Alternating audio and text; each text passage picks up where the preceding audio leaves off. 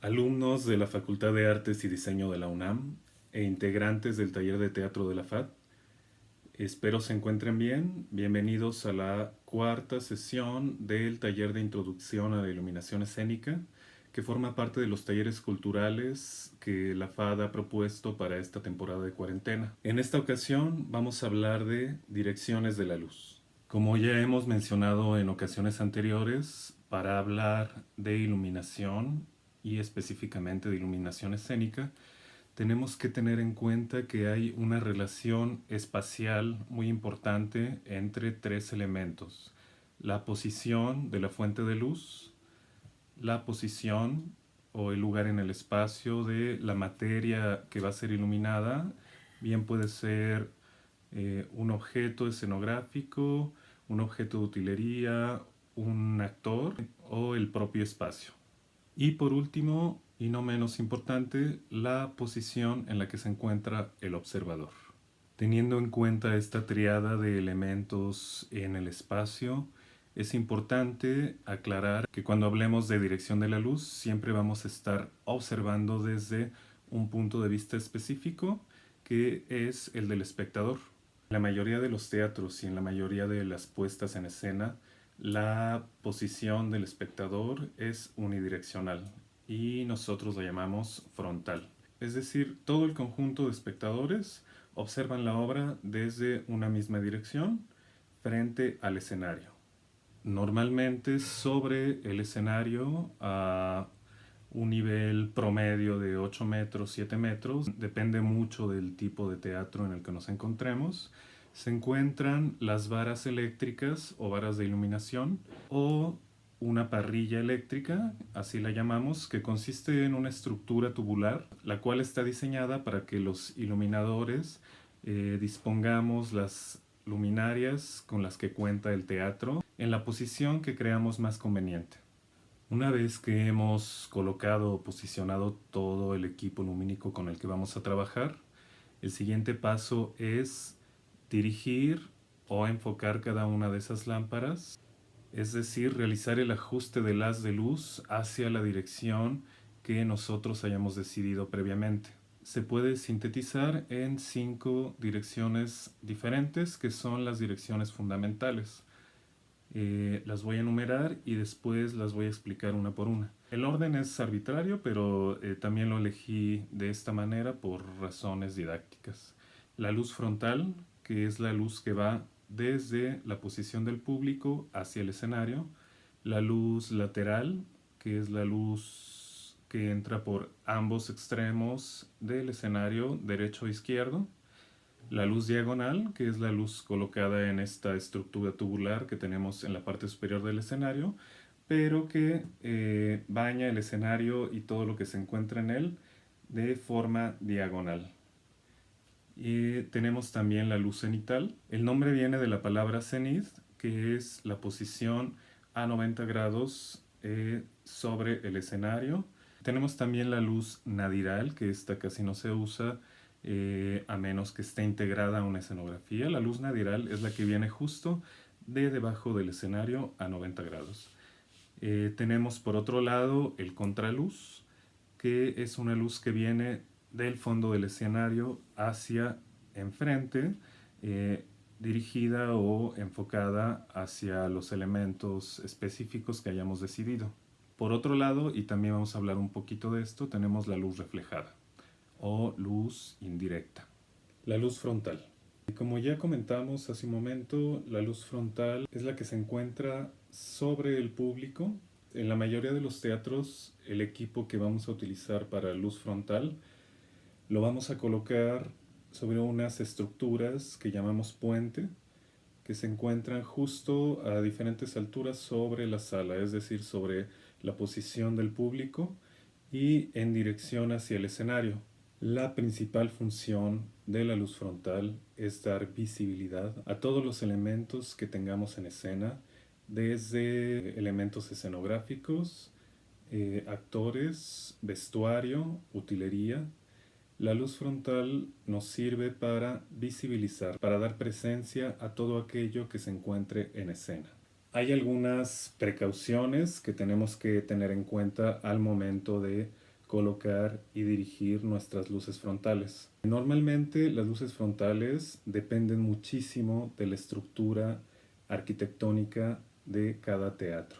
Cada teatro, según sus proporciones, altura, dimensiones en general y posición de los puentes o varas eléctricas que estén pensados para colocar el equipo lumínico frontal, nos va a permitir diferentes posibilidades. Asimismo, nos va a plantear diferentes retos. La altura del puente o varas eléctricas es determinante para que una luz frontal funcione de manera adecuada. Hay que tener siempre muy en cuenta que todas las luces frontales que usemos van a generar sombras.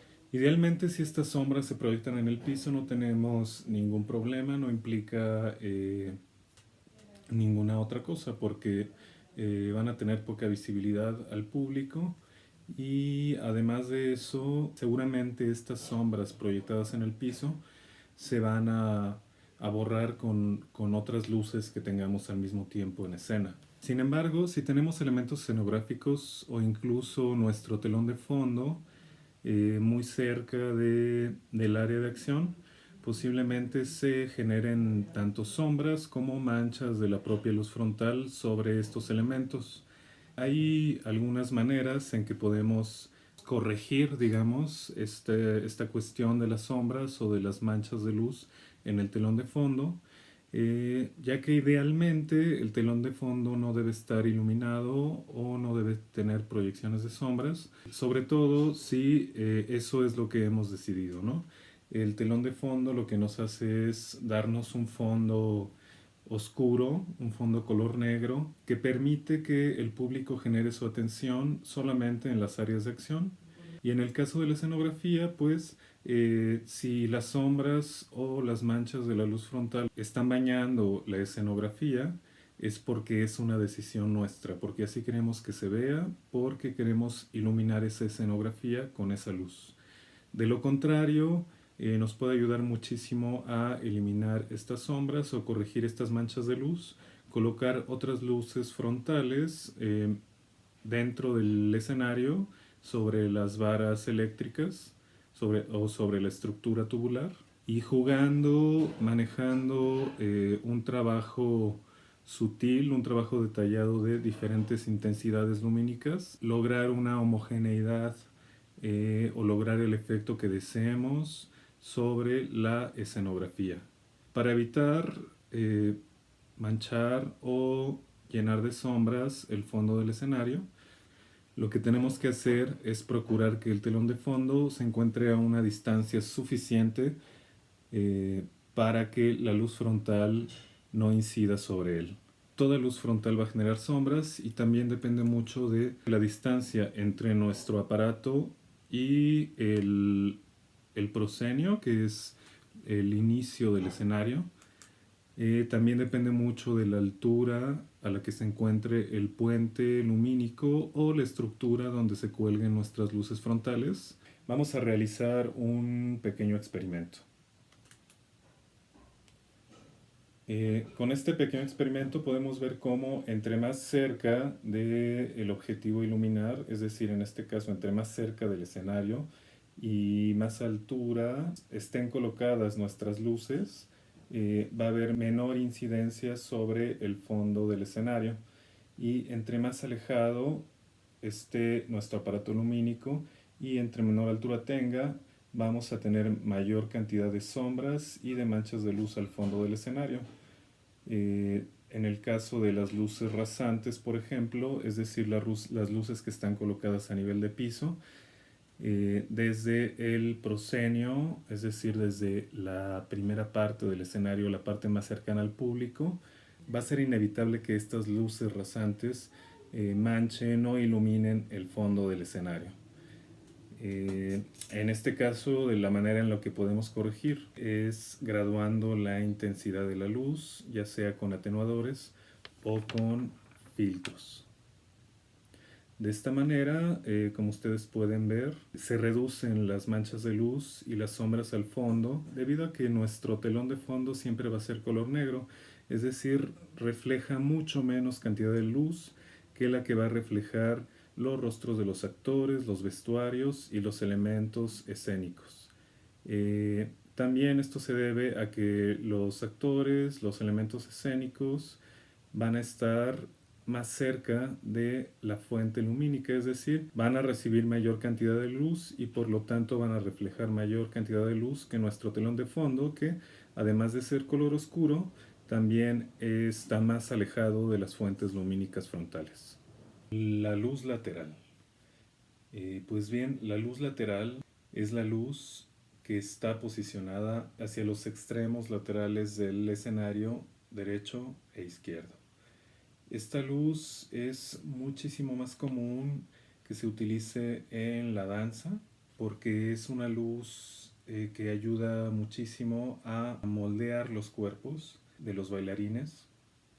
En la danza es mucho más importante iluminar los cuerpos de los bailarines porque es mucho más importante el movimiento, y en el teatro es muchísimo más importante iluminar los rostros de los actores. No digo que no se tenga que moldear el cuerpo también, pero cobra más relevancia el rostro porque es el medio de expresión del actor.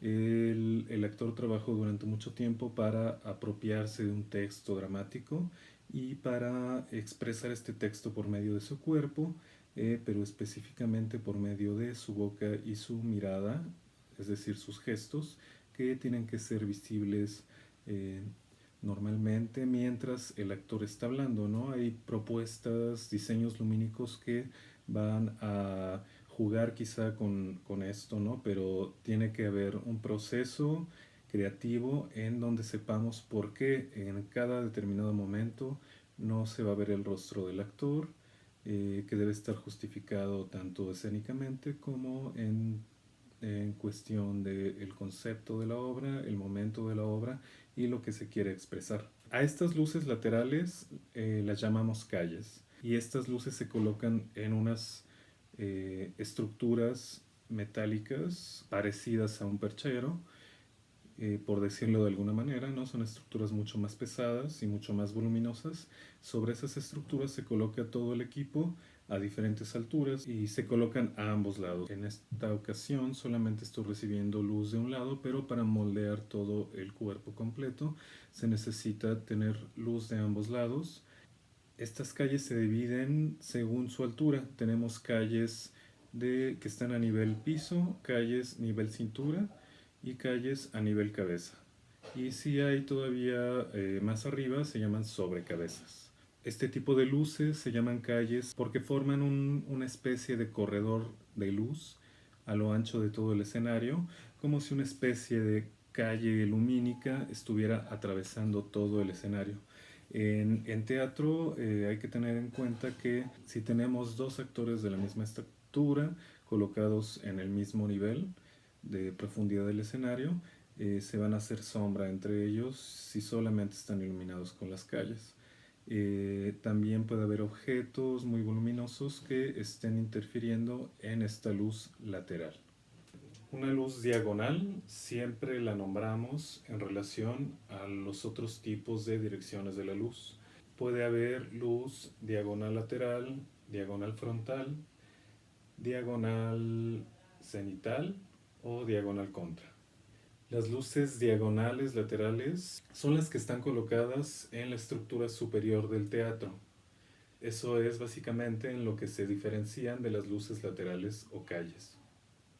Las luces diagonales son muy recurridas para bañar de manera homogénea el escenario de algún color.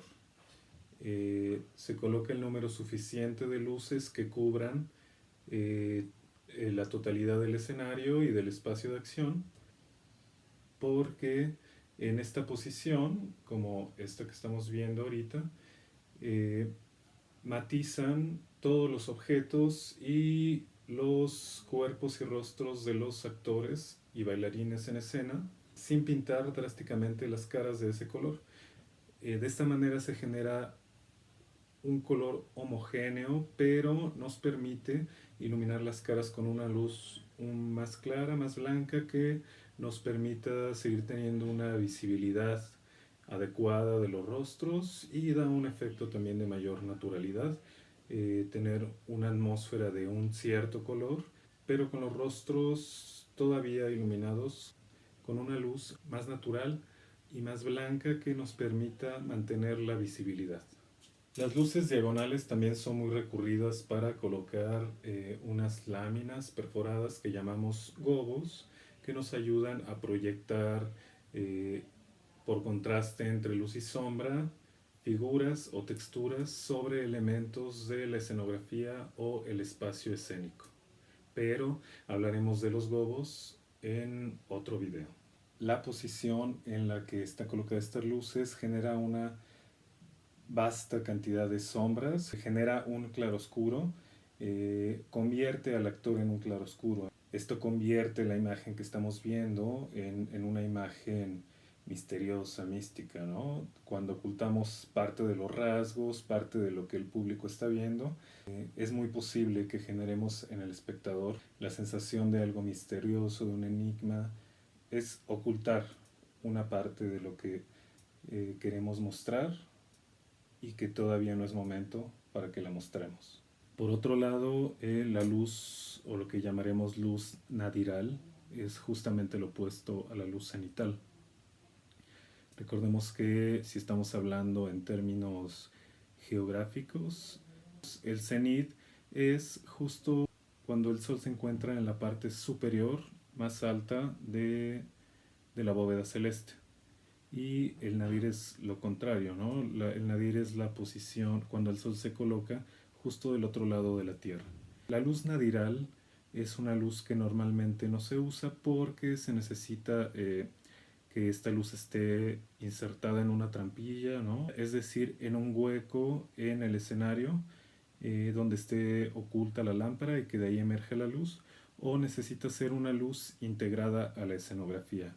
Si ustedes buscan en internet hay un creador escénico que se llama Finzi Pasca, que integra muchísimo la iluminación a los objetos de utilería, por ejemplo una cama o un piso con luz integrada. De esa manera es como él puede iluminar sus escenas con luz nadiral para poder crear estas imágenes.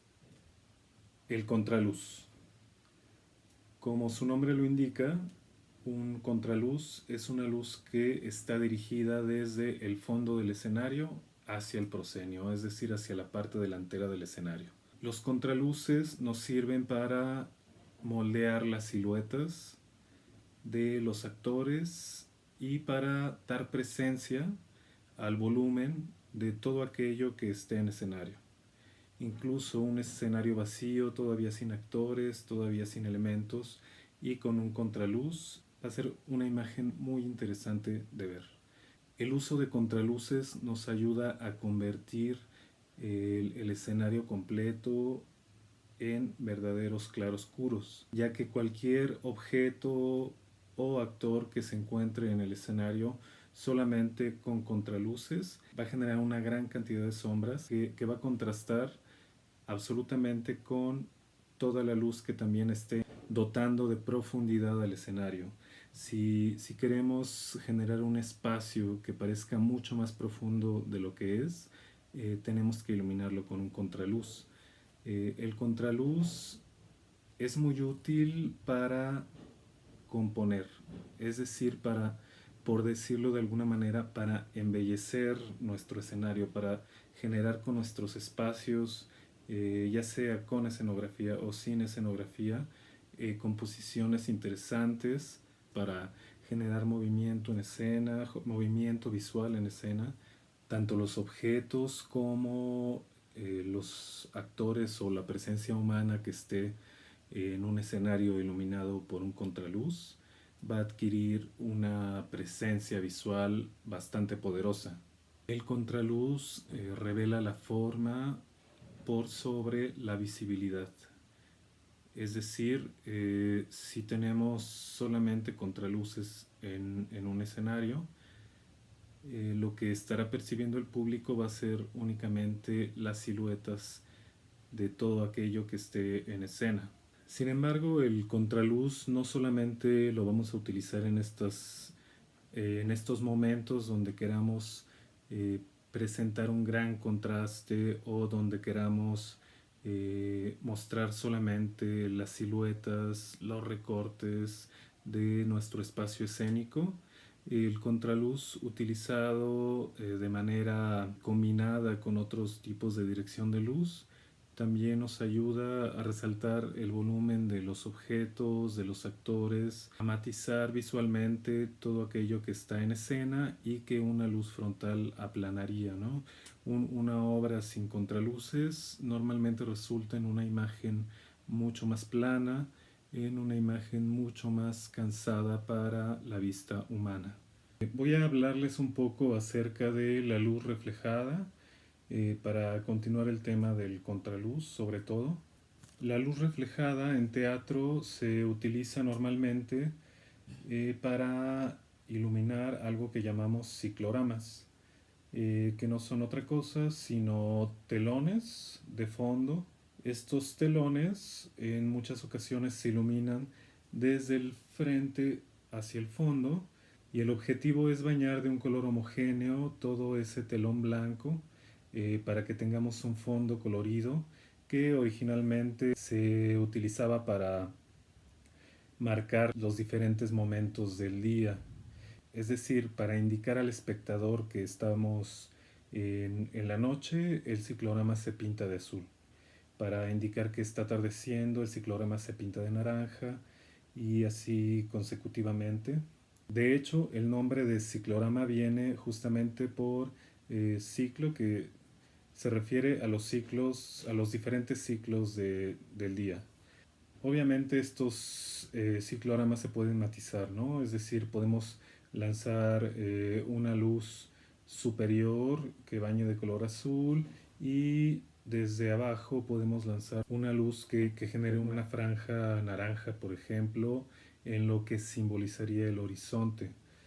Actualmente los cicloramas se utilizan también como motivos estéticos, ¿no? No necesariamente tienen que representar una hora del día, puede ser simplemente una cuestión, una decisión absolutamente estética y pueden estar iluminados no solamente de los colores que vemos cotidianamente en la naturaleza. Puede haber un ciclorama bañado de color magenta, por ejemplo. Cuando iluminamos un ciclorama obtenemos también un tipo de luz indirecta o reflejada que nos va a servir como contraluz para la totalidad del escenario. Es decir, funciona como una pantalla de fondo. En este caso tenemos ahí al fondo esta pared blanca que nos está funcionando como ciclorama, en la cual está incidiendo una luz azul muy potente que hace resaltar las siluetas, las sombras de todo lo que está delante.